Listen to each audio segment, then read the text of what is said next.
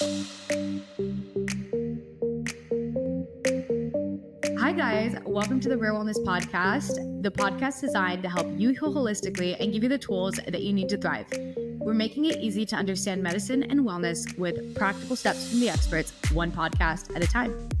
In today's episode, this is a part 2 of our podcast on understanding women's hormones and how you can optimize your life so that you can have better periods, more energy, and just overall vitality in your life. So be sure to go and start with part 1 of this episode and then continue to the part 2.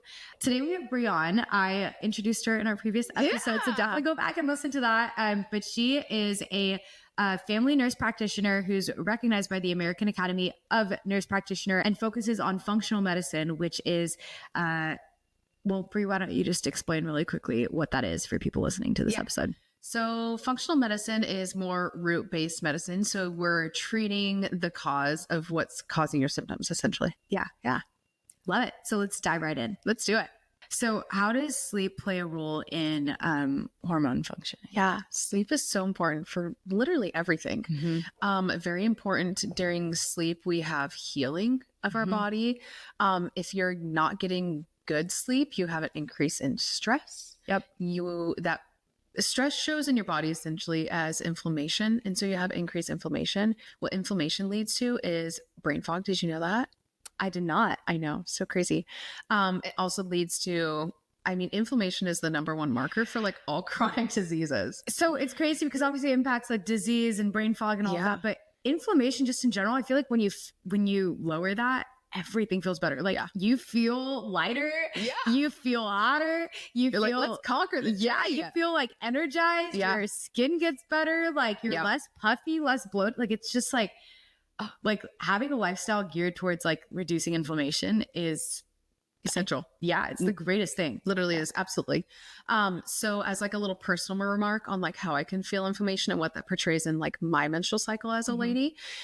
So if I'm having a very stressful month, I'm not sleeping well, I'm over exercising myself, I'm not focusing on my high fat, high protein diet, I'm maybe eating out more, I'm maybe eating more processed foods, like that period that month will be worse. I've felt the same thing. I'll have worse brain fog, I'll have worse period pain, I will just like feel so icky leading up to my period, and then like 1 or 2 days into my period.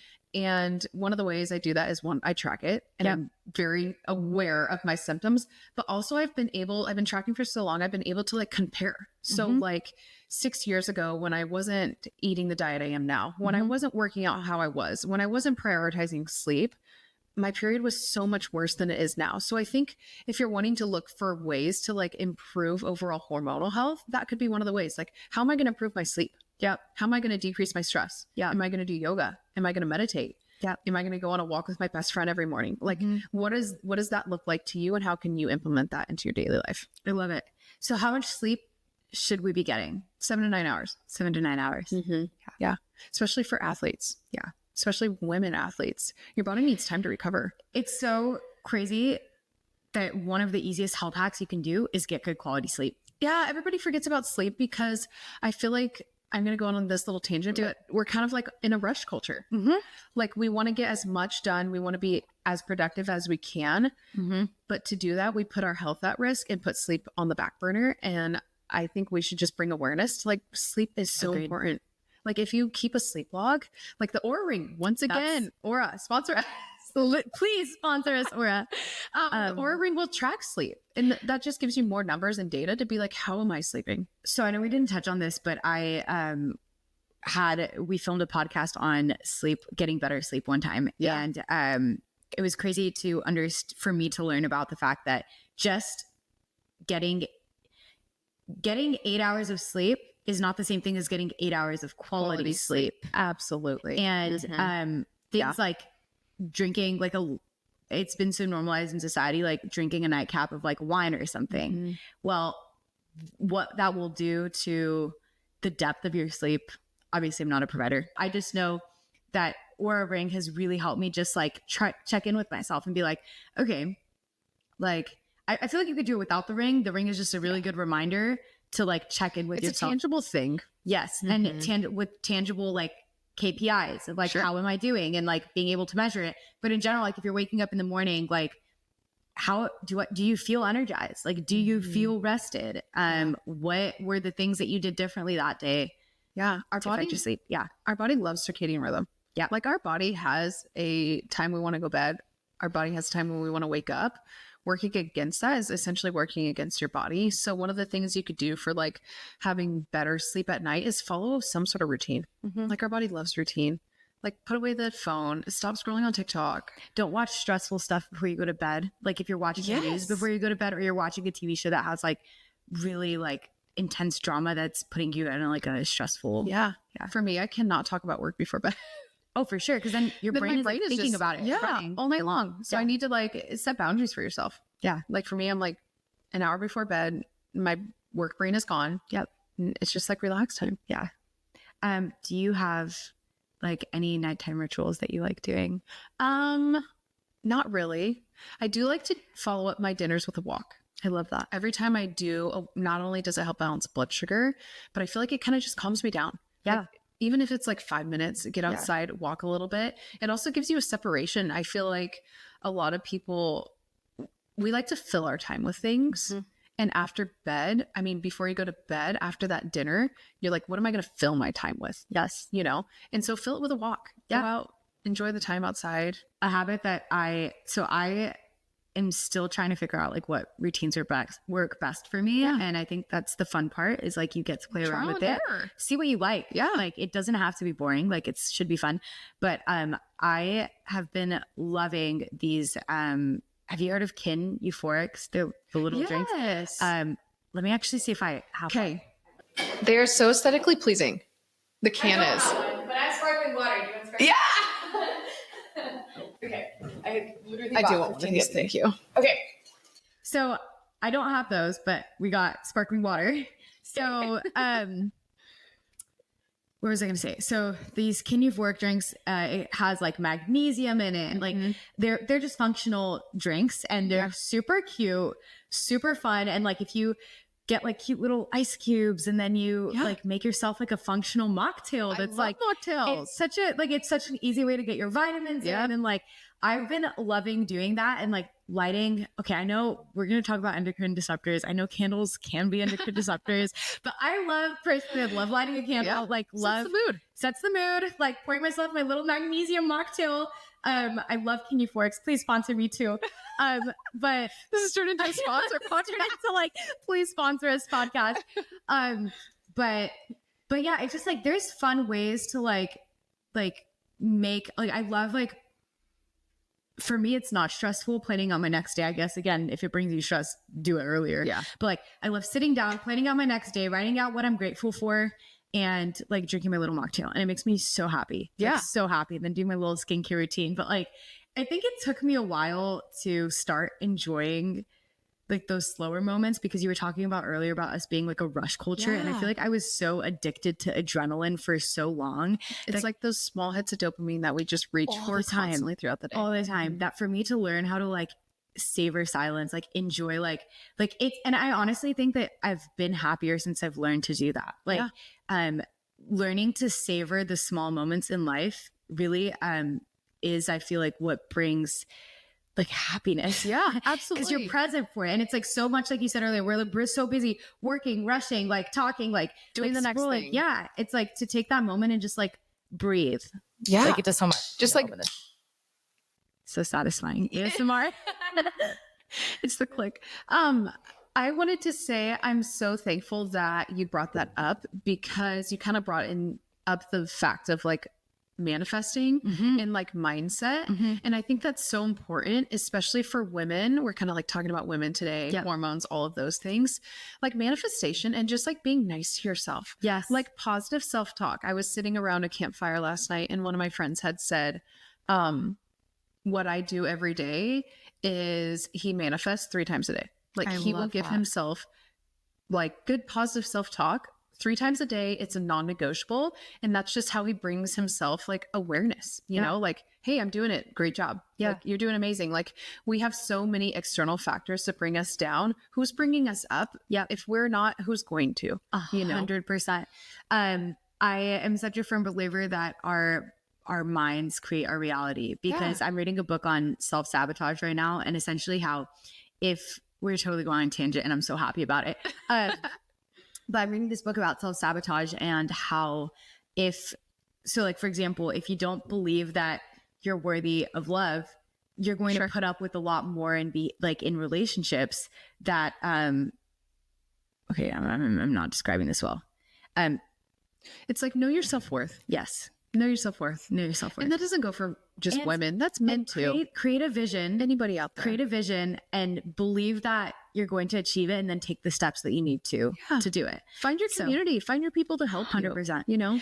And the other thing you said too is like, it's so easy to hate yourself. Like as I feel like it's been so normalized over the years, especially for women, of like being insecure, hating yourself. And like, I have been really intentionally being like, I think one of the most radical things that you can do as a woman is just like to love yourself and be secure in yourself, and to love other people, like to not tear other people down, but like have a community where you actually are building each other up. And it's not like a me versus you thing, but like we can all win. We can all be incredible. And I just think like, it's radical. Like, it really is. Like, to love yourself as a woman is really powerful, because there's a lot, we've normalized hating each other and hating ourselves way too much. We are all uniquely made. Yes. And I love that about us. Me too.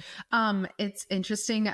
I feel like we're kind of going on these tangents, but not really, because in functional medicine, it really is holistic care. Yeah. Like, it is how your mental mindset is doing. Yeah. It's how you have relationships with others. Like, do you have somebody to talk to? Mental health obviously plays such a role in hormones. Like, who are you going to reach out for a friend? Do you have a friend that's there for you? Yeah. Like, community, relationship building, how you spend your time, what's your nighttime routine, what you're eating, how you're exercising is so important for balancing our hormones. I mean, in that whole entire conversation, in the back of my mind, I'm like, oh yeah, you're talking about stress. You're talking about endocrine disruptors with what you're doing before bedtime. You're talking about how you're mentally helping yourself, you know, and it's like, there's that functional medicine. All interconnected. It's so interconnected. I love functional medicine. Okay. So endocrine disruptors, we've thrown that word out a couple of times now. Yes. What are endocrine disruptors? Not only have we thrown it out, but I feel like it is the craze right now. I feel like it's everywhere. Like, if anything is like an endocrine disruptor. Yep. So let's just kind of go down and talk about definition first, and then kind of what we could do about it. So an endocrine disruptor is a chemical that can interfere with the endocrine system. So what's the endocrine system, and what does that involve? That involves your pituitary gland, which is in your brain. Thyroid, we talked about that one. Adrenal glands, which are 2 glands that sit on top of the kidneys. Okay. Ovaries, testes, and actually your pancreas as well.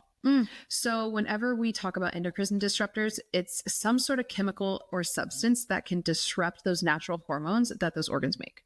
Okay. Yeah. So what are, when people say, oh, this is an endocrine disruptor, like, what are some examples? Yeah. So some examples you can find endocrine disruptors in would be like pesticides, plastics. You can find it in chemicals, personal care products, makeups, candles. It's kind of actually everywhere. It's pretty overwhelming to think about. And so if you're wanting to go to a lifestyle that has less endocrine disruptors, just start with one thing. If you're like, I usually drink out of plastic water bottles, change that. Yeah. You know, move to a glass water bottle, move to a stainless steel. It doesn't have to be like an all at once thing. Like, absolutely you can slowly start, like when you finish your cleaning supply, like go see like, if there's a more natural one. Household chemicals. Yeah. Definitely one of them. So endocrine disruptors get into our system a couple different ways. One, you could breathe them in. Yeah. So pollutants. The other one would be you're eating it. Obviously could be microplastics. Want to know a random fact about microplastics? I would love to know a random fact about microplastics. Okay, so Huberman says, so once again, I'm referencing Huberman again. If you do not listen to his podcast, listen to his podcast. He sponsor us too. So much information. But Huberman talks a lot about heat and cold exposure. So he says that actually sauna therapy is the number one way to get rid of microplastics. We should be saunaing more. Let's do this podcast in the sauna next time. I am so down. We're actually going to buy a sauna and put one in the garage. So Yeah, I feel like perfect. that'd be fun. Done deal. Let's do it.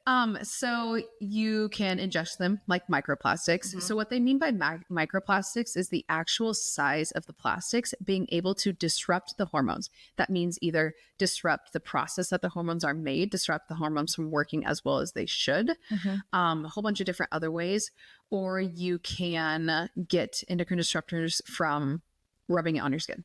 So through skin contact too. Yeah. So when you think about the stuff we use every day, like our makeup, our skincare, our lotions, our perfumes, Deodorant. it adds up. It does. It does add up. Yeah. Yeah. So, So what do you recommend if someone's like, okay, I want to slowly start filtering out my like what's a good step? what's a good step? What do I look for? How do I know if something is endo-disrupting or not? I think one thing that I see on the internet a lot that would be very easy to fix is plastic cutting boards. Really? Like just get rid of plastic cutting boards, go to wood. It's amazing. Like you're cutting on the plastic and a tiny Hiding little that. piece of plastic get into things that you maybe don't see. Yeah. I mean, how often do you see plastic cutting boards where it's just like the cuts are No, it's everywhere? cuts everywhere. Yeah. So So- you're eating that. So maybe that's just one way. Yeah. You just kind of start there.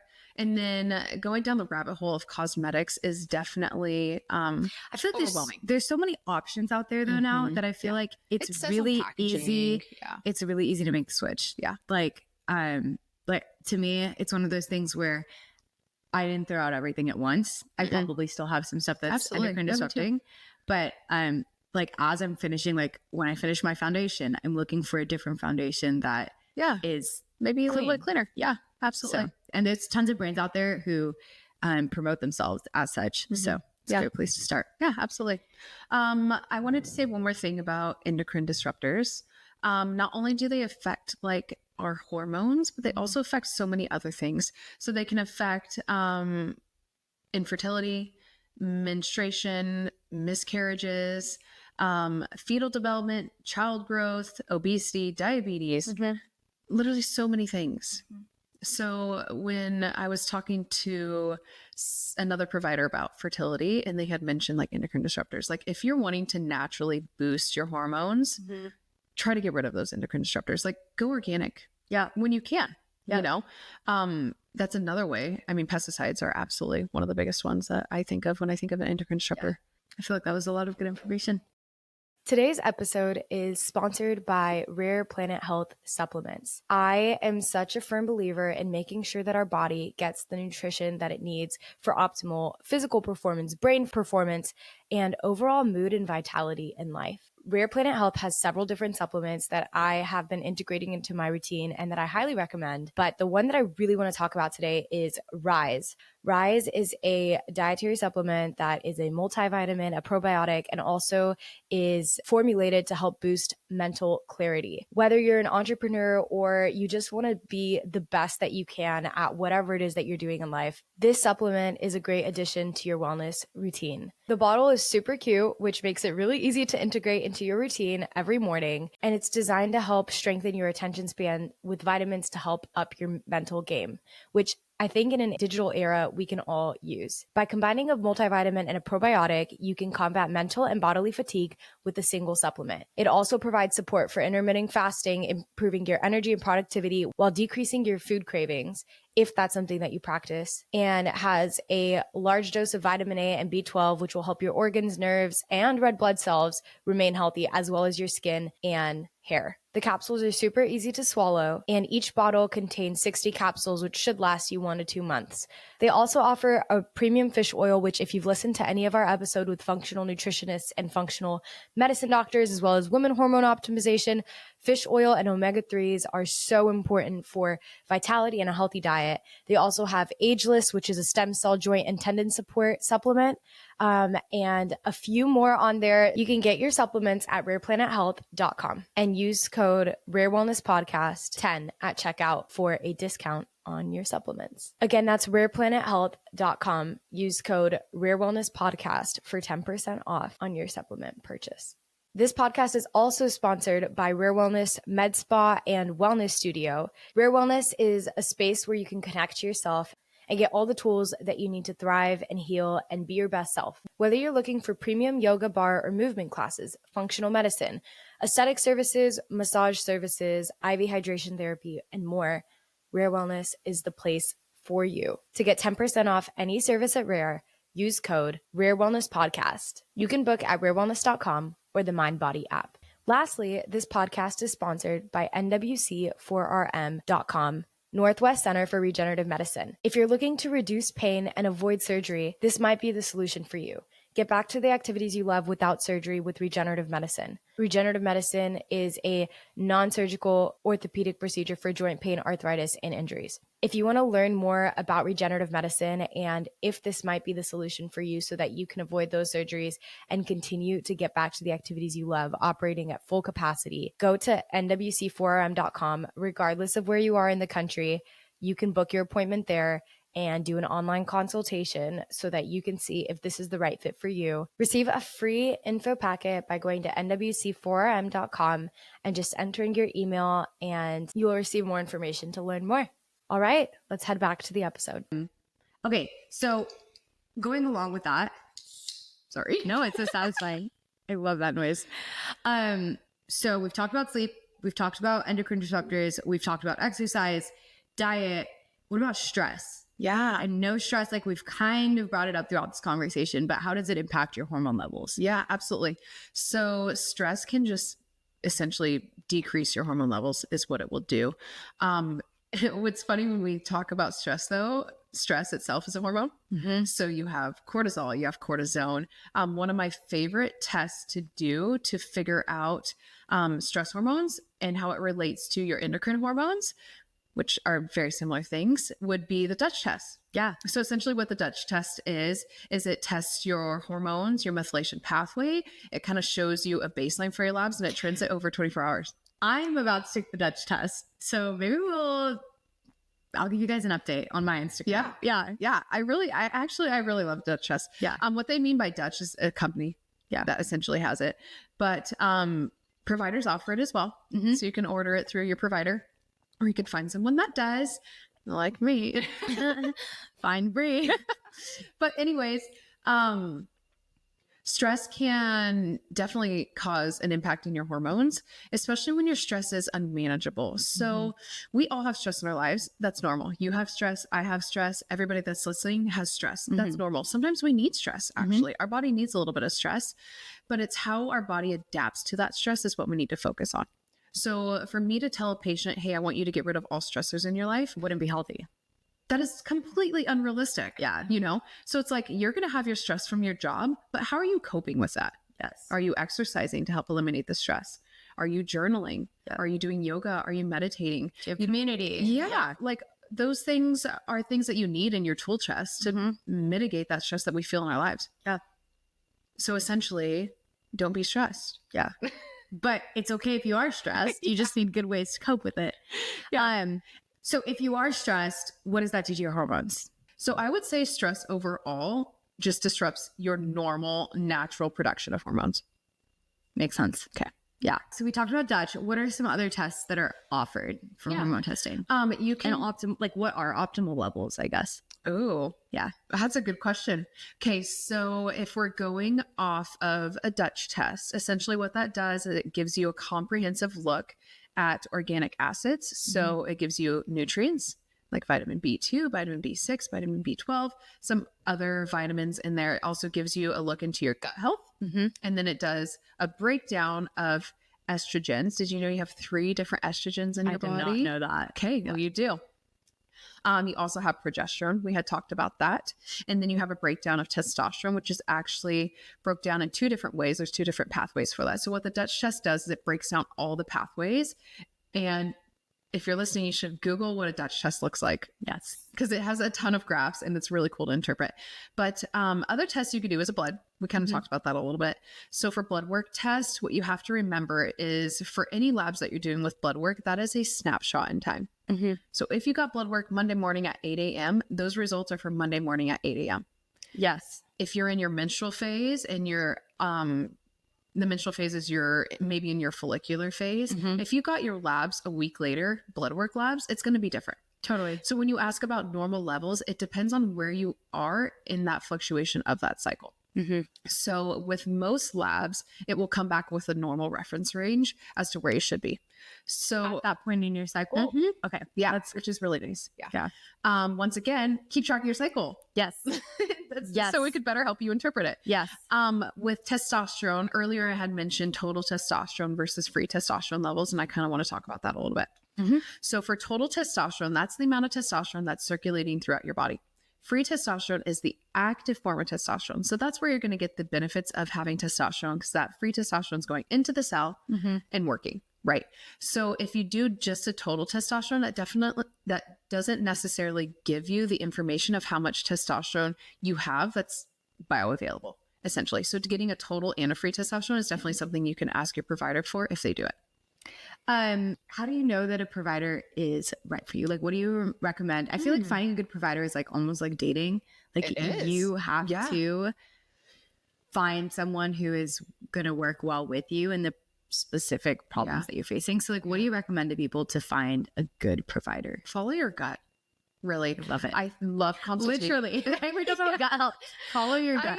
I love consultations because it gives you the opportunity not only to like talk to your provider, ask them what they believe in, what they follow, but it also gives you the opportunity to be like, okay, does this feel right to me? You know, like, do you think this is going to be a good match? And essentially when you're working with a provider, a practitioner, whatever you're working with, that's collaborative. Yeah. You know, you are wanting to achieve something with your health, and they're there to help you. Yeah. So treat it like anything else. Any other Start some relationship. consultations. Start Go on some dates. consults. Go on some consultation dates. I Ask love them it. questions. Yeah. I think it's And important. what are those questions that our listeners should be looking for? Let's say like they're just starting to get into health. They may not know a ton about functional medicine or about optimization. Like, what are some of those key things that you would ask if you were looking for a provider? Yeah. If I was looking for a provider, I would probably ask, what labs do they do? Or are they willing to help me with my health concerns that I have? So if I'm like, hey, these are some of the things, what can you do to help me? So in that consult, ask that. And I think it's really important from a nurse practitioner standpoint. If I had a patient come to me, I would really want to know your goals. Yeah. Like what are you doing here? And essentially, and how can I best help you? I love it. And so that's a great place to talk about that at your consult. Yeah. Be like, hey, here are my health goals, 1, 2, and 3. This is my end goal. Can you help me get there? And is it realistic for us to work together to kind of get to that spot? Love it. Yeah. Supplements that you recommend for people. How do you feel about supplements? Yeah. Supplements, personally, I feel like they should be exactly what they say they are, supplemental. So with a good diet, good lifestyle, you can get a lot of the things, but some of the things are just more difficult to get in. Like for me, I really don't eat as many omega-3s as I should. And I just know that. Like I eat salmon once a week. That's not enough, you know? And so I do supplement with omega-3s. Gotta start snacking on seaweed, Bri. I know. See, you got it right. I don't got flaxseed on your, maybe you add that to your ground beef mixture. Just like, I don't know how I feel about that, but I mean, always open to try. We did ask for suggestions, so everyone send Bri like the most outrageous breakfast foods, and we have to try them. Yeah, We'll do an episode where we have to try them. Other things I supplement would be based on whatever I'm feeling. Yeah. So if I'm like, I really want to work on some anti-inflammatory properties, I'm going to do omega-3s. Maybe I add some turmeric in it. Yeah. Maybe I do some NAC. Maybe I do some glutathione. So I definitely manipulate my own health based on what supplements I want to do. I've actually been off all supplements for about 2 months now. That's amazing. Besides omega-3s. If Those you're are eating a whole food diet, like you said, it should be supplemental. Like I think the problem comes when so much of America is eating pizza and hamburgers for like breakfast, lunch, and dinner. And then I'm going to take a supplement and think that's going to change my health. Yeah. I think that once again, treat the root cause. Yeah. Like, why are we here? Is it because of your diet? Is it because you're not working out? So supplements are helpful. And there's actually a ton of scientific research behind supplements and how they can help with chronic diseases, how they can help with hormones, absolutely there's a time and place. Yeah. And for the specific ones that you should take to help optimize your hormones. Yeah. I would say, depending on where you live, I would ask your provider to see if they can draw a vitamin D level on you. Vitamin D is super important for hormone synthesis. Up here in North Idaho, we don't see the sunshine very often, unfortunately. Unless it's summer. Yeah. It's been hot recently. Well, not today. Looking at outside. You're right. Yeah.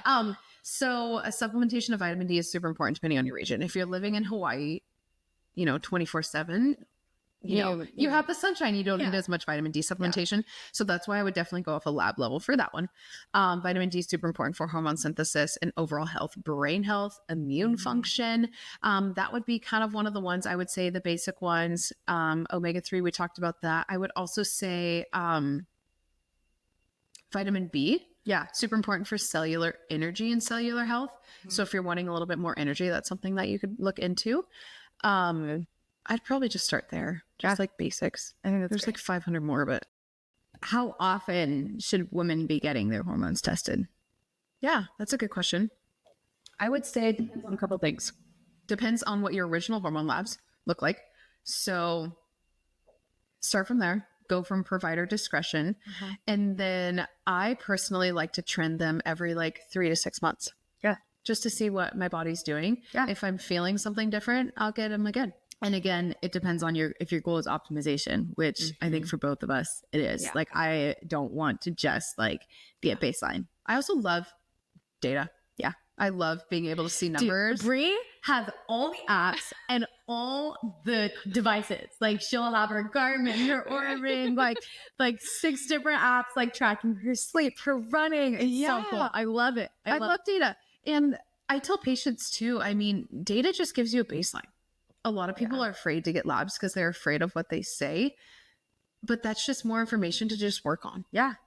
So I collect all the data I can. I love it. Take with it what you will. Yeah. Yeah. Okay. 2 things. Yeah.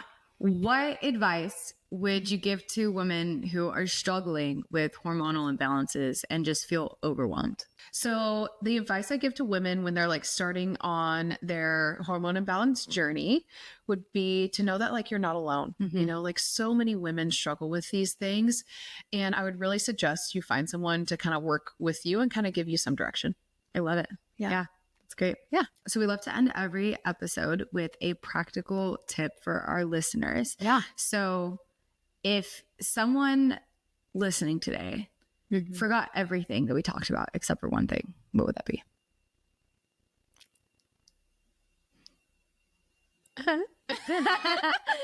Bree's I can't get one. It's okay. It's okay. Yeah. Okay. One tip. Okay. I got it. Takes one deep breath. This is everything. Yeah. Okay. What is it? I'm going to look at the screen for this one. I would say if I was to give one tip to somebody struggling out there with hormone imbalance, I would say meet yourself with where you are. So you can get so overwhelmed with so many things and so many opinions out there. Just start where you are. If it's you're going to eliminate plastic water bottles and start there, that's great. Applaud yourself for taking that first step and even realizing hey, I feel like something is wrong. I'm going to go see someone for that. That is amazing. Just getting through the door, meeting with someone, meeting with a provider and talking about it can help you feel so much better just because, you're explaining how you feel and putting it out to the world. And that's the first step at helping with anything. Manifest it. Yeah, manifest it. It takes recognition. Yes, absolutely. So if someone wanted to learn more, do you have any books, resources, podcasts, and can they follow you to get more advice? Yeah. Follow me on my Instagram. Absolutely. But I would also recommend Huberman, mention him a couple times. Dr. Sarah Gottfried, she has written quite a bit of books on hormones. She's amazing. I totally recommend her. And then she's also on Instagram too. And she posts such good videos. We didn't talk much about menopausal women, premenopausal or postmenopausal women, but if you're out there listening and you're kind of in that time of your life, I really want to recommend this book. It's called The New Menopause, and it is by Mary Claire Haver. She's a doctor. It's actually a new book, just came out. I've read it myself. It's amazing. So that would be a good start for you to kind of, it essentially just talks about menopause and the expected signs and symptoms of it, and then what you can do about it. So I love it. Yeah. No, that's great. Guys, if you want to book with Bri, go to NWC4RM, or you can find Bri on her Instagram. Yeah. Follow along her ultra marathon running journey. And Bri, thank you so much for coming on. I love thanks for talking having with you. me. Yeah, we'll have, I mean, I'm like thinking there's so much more to talk about. We could talk about men's hormones. We could talk about menopause. We could talk about, honestly, just your journey with ultra marathon. Like that would be so interesting. There's so many things. So if you guys have questions that you have for Bri, whether it's gut health related, hormone related, or more, feel free to DM her or DM us at the Rare Wellness Podcast. And we would love to have her on again sometime and talk more. So fun. Yeah. Thanks for coming. Yeah, absolutely. Thank you guys so much for listening to today's podcast. We want to hear your questions. Did you relate to any of what we talked about today? Have you experienced hormone problems or issues or imbalances? Have you struggled to find a provider who has been able to give you the answers? If you have found a good provider, what was that experience like? What labs have you gotten done? What questions do you have? Send us all the information at Rare Wellness Podcast on Instagram. Follow us for more, share this, and leave a review. We would appreciate it so much, so that we can continue to give you free podcasts with valuable information from the experts of well-being. Thank you guys so much for listening, and we'll see you guys next time. Bye. See ya.